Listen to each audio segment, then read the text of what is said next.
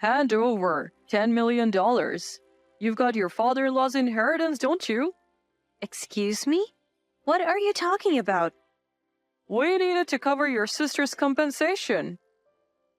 One day, my husband dropped this unbelievable bombshell, and to make matters worse, he even canceled our daughter's education savings plan behind my back. That was the last straw. If he wants to play this game, I'll fight back with everything I've got. My name is Opal. I live with my husband Leopold and our middle school daughter Abby.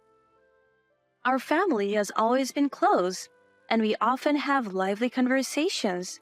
For the past few years, we have been living a fulfilling life despite our busy schedules without any troubles. I lost my mother when I was very young and was raised in a single-parent household by my father. My father, too, passed away from an illness 2 years ago.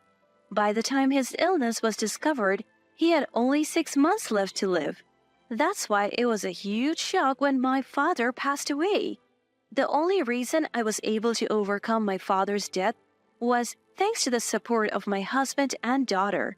Because my father owned several businesses during his lifetime, the inheritance left to me amounted to several tens of millions of dollars.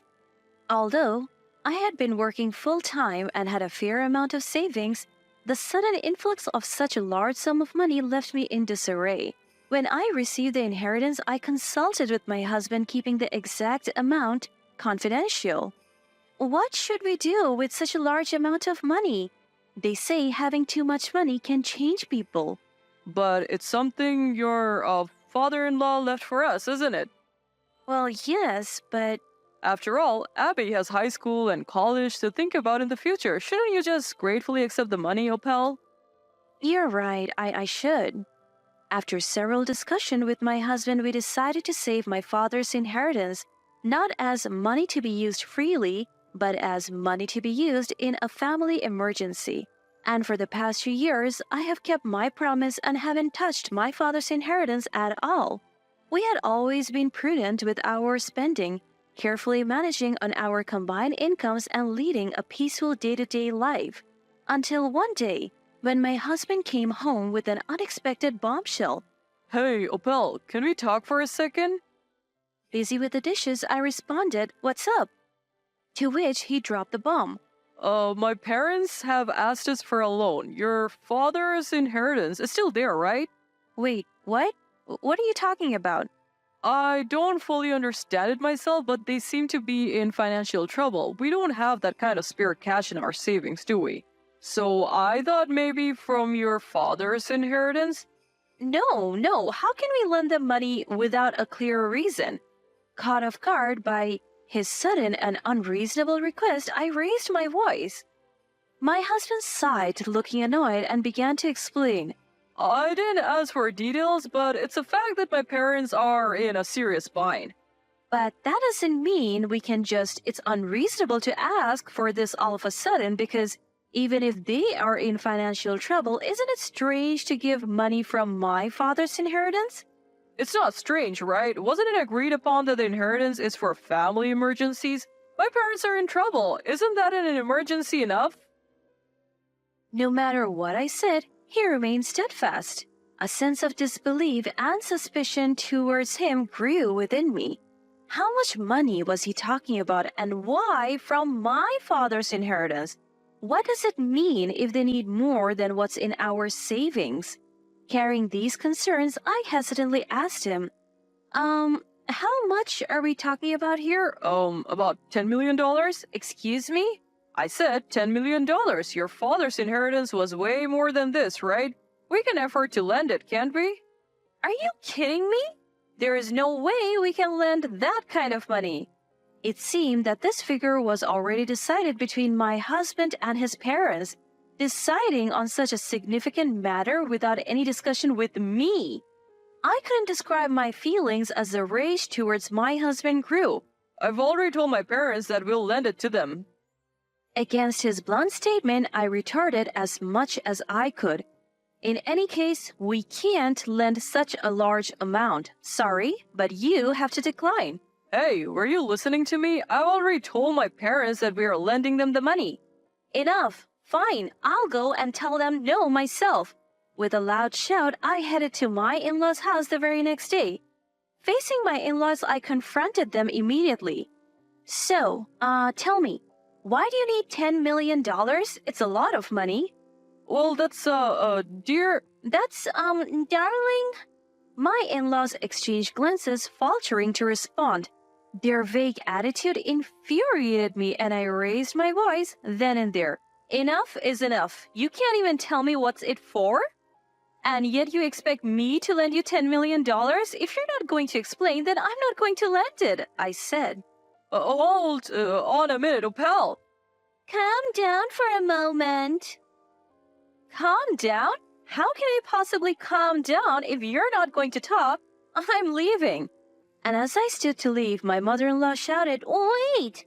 Oh, well, the truth is, Shiloh, my daughter, has been unfaithful again, and now her husband and the other woman's wife are demanding compensation. What? What? Again? Shiloh did the same thing 4 years ago, didn't she? Yes, and now we need $10 million to pay them off.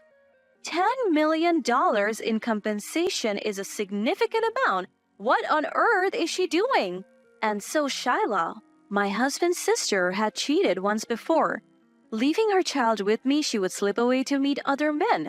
The first time she cheated, her parents took on the responsibility of paying the compensation, and she never had to pay a dime, and now it was happening all over again?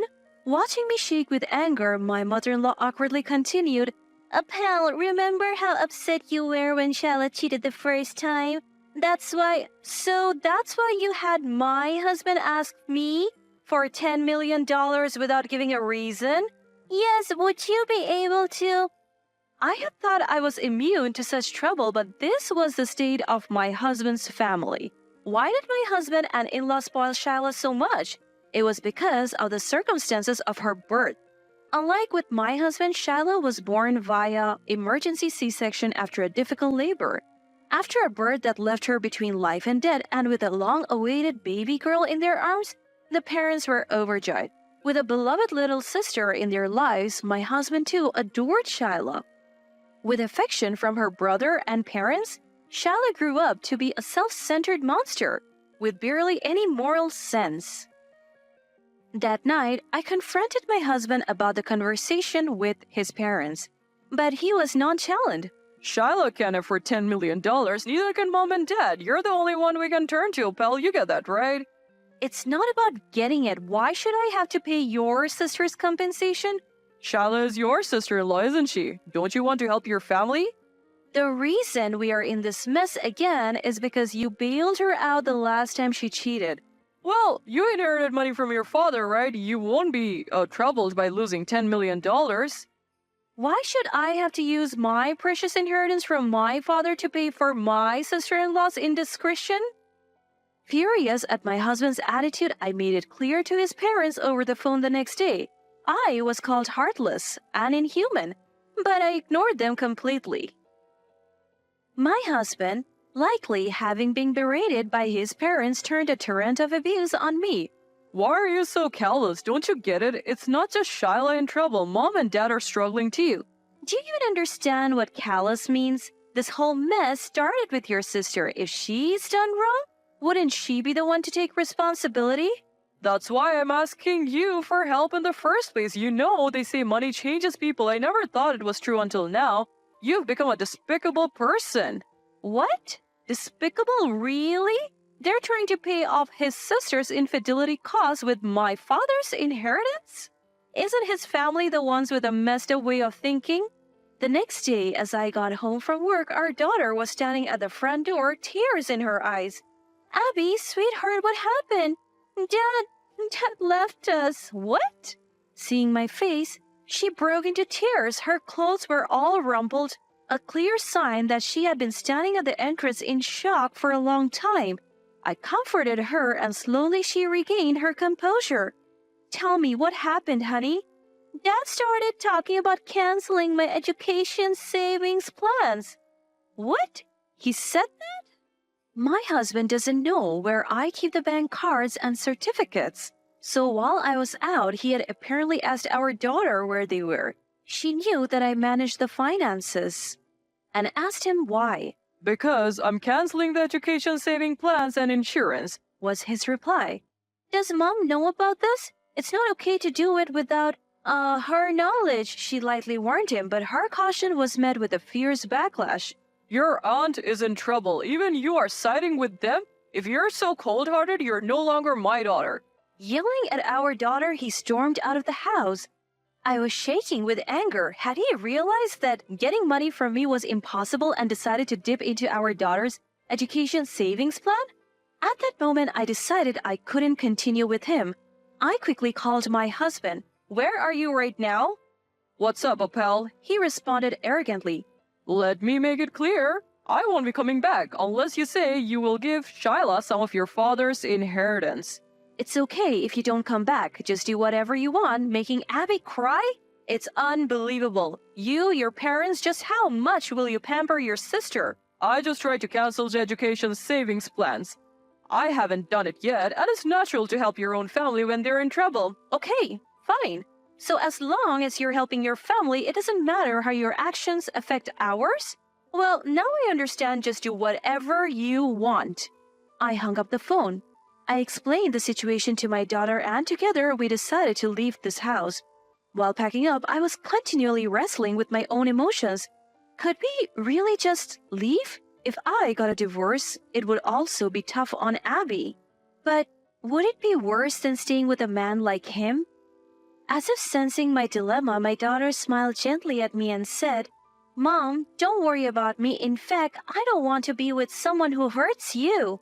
But if we get a divorce, you will also have to... Changing schools? That's an invaluable experience, and I also despise Dad after today. I can't believe he tried to unilaterally cancel my education savings plans. Abby, thank you. No, thank you, Mom, for putting up with it until now. Come on, let's get ready. My prideful husband, as I thought, wouldn't be coming home for a while. As expected, that meant we could prepare for the move smoothly, and we were able to secure the apartment we had our eyes on quickly. At the same time, I began looking for a divorce lawyer. A few days after the move, my unrepentant husband started to send me persistent emails. My sister really needs it. You have to lend it to her. The education savings plan issue, I didn't really cancel it, right? We are family. Aren't we supposed to help each other in times like these? He didn't show any signs of remorse, and his messages were nothing but self-serving excuses. I was dumbfounded. I couldn't even reply. But I knew that without doing something, nothing would be resolved. I decided to take my lawyer and head to my in-laws. As soon as we arrived, my husband and in-laws began to berate me. How dare you bring a lawyer? All you had to do was lend us the money. That's right. Your sister-in-law is in trouble. Exactly, Apel. Please lend us a little. In response to my husband's final, We're family. I replied firmly, Family? No, we're getting a divorce, so we're not family. Caught off guard by my declaration of divorce, my husband's face was a picture of confusion. Divorce? You're joking, right?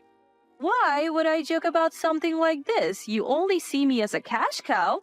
Even thinking of canceling your own daughter's education savings plans and insurance? I can't possibly stay with someone like you. Wait a minute. You can't just divorce me over this. I was just trying to help my sister.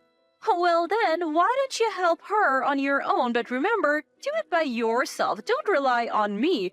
But we're family, right? We are not family anymore. Didn't you hear? Stop being so stubborn. It's because of you and people like you that my sister thinks she can do anything. If you love your sister so much, then live by licking each other's wounds for the rest of your lives. This idiotic family. With an unprecedented level of volume in my voice, I silenced my husband and the in-laws.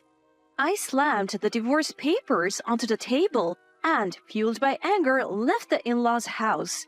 Afterwards, with the help of my lawyer, I managed to finalize the divorce.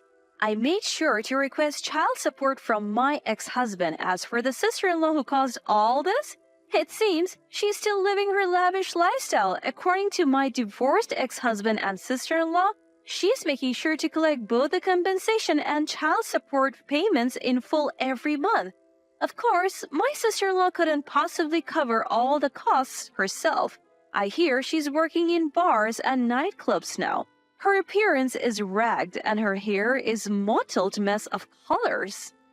She can't afford new clothes or even the luxury of dyeing her hair. It seems like she's just scrapping by every month. On top of that, her lover discarded her pretty quickly and now she's relying on her parents' help, living in their house feeling embarrassed. Cheating doesn't just leave you with nothing, it puts you in the negative. I can't fathom why they don't understand that. Really, they're a hopeless family all around. Even months after the divorce, I'm still getting those romantic emails from my ex-husband. I was wrong. I realized that the most important thing to me are Opel and Abby. I want to start over. Let's create a new story as a family of three. The only one I love is Opel, so let me reclaim our love. Of course, I'm not replying to any of them. He's also been sending my daughter these creepy emails. I've told her not to reply. I kept his contact info for the child support, but he's so relentless that I'm thinking of having my lawyer handle it from now on. It seems like Abby has adapted to her new school. She talks about her friends enthusiastically every day. Seeing her like this, I can finally relax a bit. From now on, I want Abby and me to combine our strength and enjoy our happy days together.